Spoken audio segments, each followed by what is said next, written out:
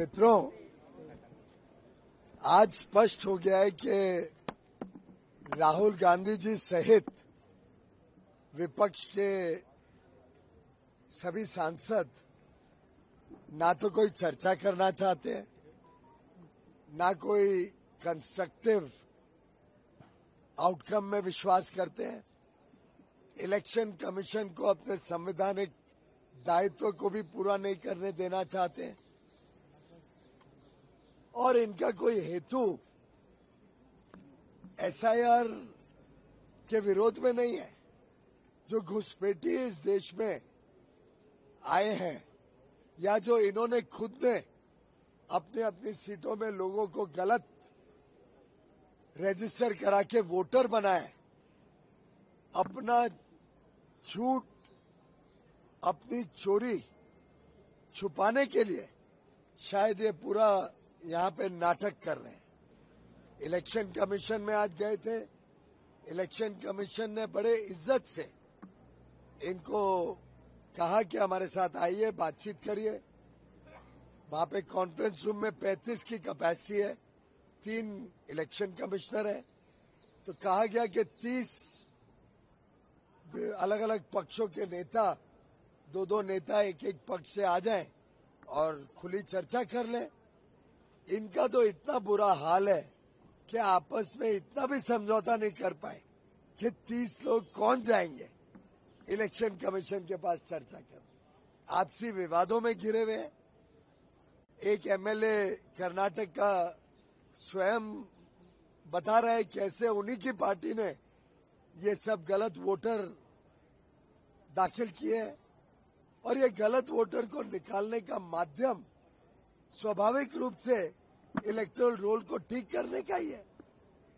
तो मैं समझता हूं कि इलेक्शन कमीशन को अपने कार्रवाई करने से रोकने के लिए राहुल गांधी जी और उनके मित्र पक्ष के नेता ये गलत विवाद खड़ा कर रहे हैं, छुप रहे हैं अपनी गलतियों के पीछे। जो सुधार हो रहा है उस सुधार के खिलाफ बजाय के समझने के विषय क्या है, एक बेबुनियाद विवाद खड़ा करने की कोशिश कर। और स्वाभाविक है, केरल हो, कर्नाटक हो, तेलंगाना हो, इलेक्शन कमीशन की व्यवस्थाएं तो सब लोकल ही है। डिस्ट्रिक्ट कलेक्टर और डिस्ट्रिक्ट ऑफिशियल्स वही इलेक्शन कमीशन होते हैं, वही चलाते हैं।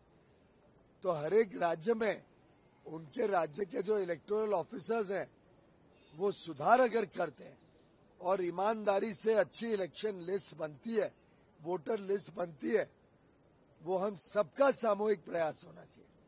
तो राहुल गांधी जी देश को जवाब दें। पार्लियामेंट में महत्व का काम होने नहीं दे रहे। देश को आगे बढ़ना है। बड़ी चुनौतियों के सामने हमने देश को आगे लेके जाना है। विश्व की सबसे तेज गति से बढ़ती हुई अर्थव्यवस्था को और बल देना है। युवा युवतियों को नए मौके देने हैं। इन सब विषयों के लिए मुझे लगता है सबने मिलकर अच्छे कामों को प्रोत्साहन देना चाहिए, इलेक्शन कमीशन को सहायता देनी चाहिए और आपसी जो मतभेद है इन विपक्षी दलों का वो खत्म करके वो एक शिष्टमंडल के रूप में, व्यवस्थित रूप में जाके इलेक्शन कमीशन से बात करें। उन्होंने उनको पत्र लिखा था कि आप आइए, 30 लोग, हर एक पार्टी के 2-2 प्रतिनिधि आए, पर इनके आपसी झगड़ों में वो यही नहीं तय कर पा रहे कि कौन जाएगा और कौन रुकेगा। जिसको खरगे जी ने बहाना दिया कि हम सब वीआईपी हैं, तो अब इलेक्शन कमीशन में तो जगह नहीं है 150 लोगों को जाने की। तो आज देश को स्पष्ट हो गया है कि पूरी बेबुनियाद बात लेकर, बेबुनियाद विषय को इन्होंने लोगों को गुमराह करने की कोशिश की है। लेकिन देश की जनता समझदार है और देश की जनता इनको मुंह तोड़ जवाब फिर एक बार बिहार के चुनाव में देगी। और आगे आने वाले दिनों में चाहे पश्चिम बंगाल हो, चाहे कर्नाटक हो, इन सभी प्रदेशों में इस प्रकार के कारनामों के कारण, अपने भ्रष्टाचार के कारण ये विरोधी दल के नेता और इनके पक्ष जनता की विश्वास को पूरी तरीके से खो बैठे। सर, राहुल गांधी कह रहे हैं कि सरकार डर रही है, इसलिए इस पर चर्चा नहीं करा रही है। नहीं, पर चर्चा करने के लिए तो बुलाया था इलेक्शन कमीशन ने, तो क्यों नहीं गए इलेक्शन कमीशन के पास चर्चा करने? भाग तो राहुल गांधी रहे हैं, और राहुल गांधी जवाब दे वो क्यों भाग रहे हैं। सर, चुनाव ये भी कह रहा है कि लिख कर दे दीजिए राहुल गांधी को, जो आरोप लगा रहे हैं वो भी वो नहीं दे पा रहे हैं, क्योंकि सत्य के साथ नहीं खड़े हैं। पूरी तरीके से असत्य की बात राहुल गांधी जी कर रहे हैं, और इसीलिए डर रहे हैं।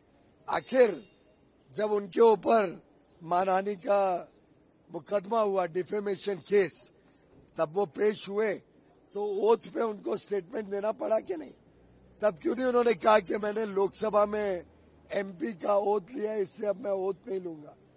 देश में व्यवस्थाएं हैं, कानून है। कानून कहता है कि जो भी आप कहो उसका एफिडेविट देना पड़ता है, उसका ओथ पर आपको कंफर्म करना पड़ता है जो कह रहे हो वो सच है। तो ये राहुल गांधी भाग रहे हैं, सच्चाई से भाग रहे हैं, और इसका स्पष्ट आज भी हो गया। उन्होंने जो इलेक्शन कमीशन ने मांगा वो देने से इनकार कर दिया, यानी इनकी बात ही असत्य है।